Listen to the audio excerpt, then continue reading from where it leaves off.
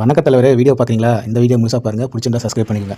அதாவது 2026 ரேஸு பயங்கரமாக சூடு பிடிச்சிருக்கு தமிழ்நாட்டில் கரூர் இன்சிடென்ட்டுக்கு அப்புறம். அதாவது விஜய் சாருக்கு எதிர்பாராத ஒரு பேக்டாப் தான் அந்த கரூர் இன்சிடென்ட். 52 உயிரிழந்து சும்மாவா? 2 கட்சியால் நடந்த கோரவு தான் இது. ஆளுங்கட்சியும் திமுக கட்சியை சேர்ந்து அவங்க செஞ்ச தவறுகளாக தான் மக்கள் உயிரை விளாண்டாங்க.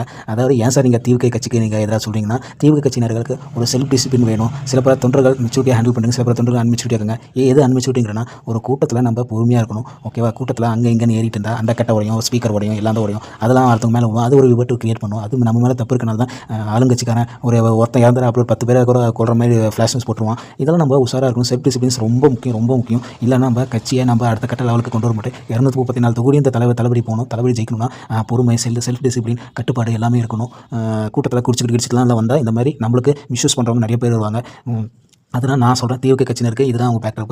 ஆளுங்கட்சி எவ்வளோ தான் அவங்க அதிகாரிகள் பவர்லாம் இருந்தோம், இந்த மாதிரி இன்சிடென்ட் நடக்குதுன்னா சரியான ரூல்ஸ் அண்ட் ரெகுலேஷன்லாம் சரியாக ஸ்ட்ரிக்டாக ஃபாலோ பண்ண வச்சுருக்கணும். இந்த மாதிரி லூஸாக கண்டிஷன் விட்டுனால தான் அவங்க விளாண்டாங்க. இது இவங்க மாதிரி தப்பு இருக்குது. அதேமாதிரி விஜய் சார் தலைமை பண்பு அவருக்கு இருக்குது. ஆனால் கோர்ட் ஏன் அப்படி சொல்லுதுன்னா, விஜய் சார் இன்னும் தெளிவுபடுத்தி பேசணும். நான் யோசிக்க தைரியமாக பேசணும். ஒரு ஆள் சார்ந்து இருக்கிறாரு. அவர் தன்னிச்சு நான் செயல்பட்டானா ஜெயிச்சிடுறேன். ஆதவர்ஜன் போன்றவங்களெல்லாம் நம்பி இருக்கக்கூடாது. ஆதவர்ஜன்லாம் நேற்று முடிஞ்ச காலங்களில் அவன் 15 வருஷமாக அரசியல் இருக்கிறான்.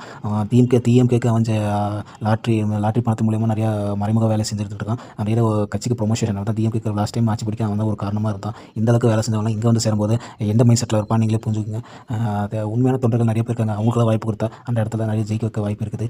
விஜய் சார் இதெல்லாம் கன்சல்ட் பண்ணுற 2ஆம் கட்ட தலைவரில் ஒரு மாற்றம் உருவாக வேண்டியிருக்கிறது என்னோட விருப்பம். விஜய் சார் இப்போ அலைன்ஸ் போவாரா அப்படிங்கிறது ஒரு பேச்சை பயங்கரமாக அடிப்படுது. அவர் அலைன்ஸ் போனார்னா அந்த நொடியிலேருந்து கமலஹாசன் 2வது பட்டம் ஆயிடுவார். அதாவது அலைன்ஸு டிஎம்கே கூட போனால் கமலஹாசன், ஏடிஎம்கே போனால் கமலஹாசன், பிஜேபி கூட போனால் கமலஹாசன், காங்கிரஸ் கூட கமலஹாசன். ஆனால் இதில் குறிப்பிட்ட இப்போ ஆளுங்கட்சிக்கு எதிராக இருக்கிறது எதிர்கட்சினா அது அதிமுக தான். அதிமுக ஒரு சந்தர்ப்ப சூழ்நிலையாக இருக்கலாம். ஆனால் அது இப்போ ஸ்ட்ராங்காக அமைஞ்சிருக்கு. அவர் போனால் கண்டிப்பாக ஓட் ஷேரிங் பயங்கரமாக கிரியேட் ஆகும், ஜெயிக்க வாய்ப்பு இருக்குது. அதாவது கொள்கை எதிரியாக பிஜேபி வச்சுருந்தாலும் அங்கே ஓட்டு அவங்களுக்கு ஆல்ரெடி ஒரு பேங்க் கிரியேட் இருக்குது. அவங்களுக்குன்னு ஒரு ஜெயிக்க வாய்ப்பு இருக்குது. இது நீங்கள் காங்கிரஸ் கூட போனீங்கன்னா, நார்த் சைடில் அவர் ராகுலுக்கு ஃப்ரெண்டாக இருந்தாலும் நார்த் சைடில் அவங்களுக்கு ஒன்றுமே இல்லை, பவர் இல்லை. ராகுல் அங்கே பப்பு தான் சொல்லிட்டு இருக்காங்க. அவங்க பப்பு அங்கே வேகாது. இங்கே ஒன்றுமே பிரயோஜனம் இல்லை. ஏன்னா இன்னும் ஒரு அடிஷ்னல் காரணம் என்ன சொல்லணும்னா, காங்கிரஸ் அந்த ஈழத்தமிழர்கள் பிரச்சனை நமக்கு தெரியும். நிறைய ஆயிரக்கணக்கு லட்சக்கணக்கில் மக்களை கொண்டு குவிச்சாங்க. அதனால சீமான் கட்சி ஆரம்பித்தார், தமிழர் நாம் தமிழர். அதே தமிழர் கட்சி தான் பேர் வச்சிருக்காரு விஜய் சார், தமிழக வெற்றி கழகம். காங்கிரஸோடு சேர்ந்தார்னா தமிழக தோல்வி கழகம் மாறிடும். இதெல்லாம் புரிஞ்சுக்கிட்டு அவர் உஷாராக இருந்துக்கணும். ஏன்னா ட்ரோல் மெட்டீரியலாக மாறிடுவார் விஜய் சார். இப்போ சென்ட்ரல் பொசிஷனில் ஒரு வாய்ப்பு உருவாக்குது. 52 உயிர் போச்சு, அதனால கூட்டணிங்கிறது அப்படி இல்லை. ஒரு தனித்துவமாக விஜய் சார் தனியாக நின்று தைரியமாக ஃப்ரெஷ்ஷாக அணுகி பேசுறது, தெளிவாக பஞ்ச் அடிக்கிறது எல்லாம் பேச ஆரம்பிச்சார்னா கண்டிப்பாக அவர் ஜெயிக்க அனுப்பார். ஃபார் எக்ஸாம்பிள் அண்ணாமலை சார் மாதிரி. அவர் ஸ்டார்டிங்கில் எப்படி இருந்தால் தெரியாதுங்கிறதுல, ஆனால் அவர் பேச இப்போ மீடியா அவர் கண்ட்ரோல் ஆகிடுச்சு. அதுமாதிரி தான் விஜய் சார் பண்ணணும். அவர் பேச மக்கள்கிட்ட அரசியலில் பூந்து எல்லாம் பேச ஆரம்பிச்சா தான் ஒரு கட்டத்தில் நம்ம ஒரு தலைமை உருவாக்கி ஜெயிக்கிறதுக்கு வாய்ப்பாகும். இதை புரிஞ்சு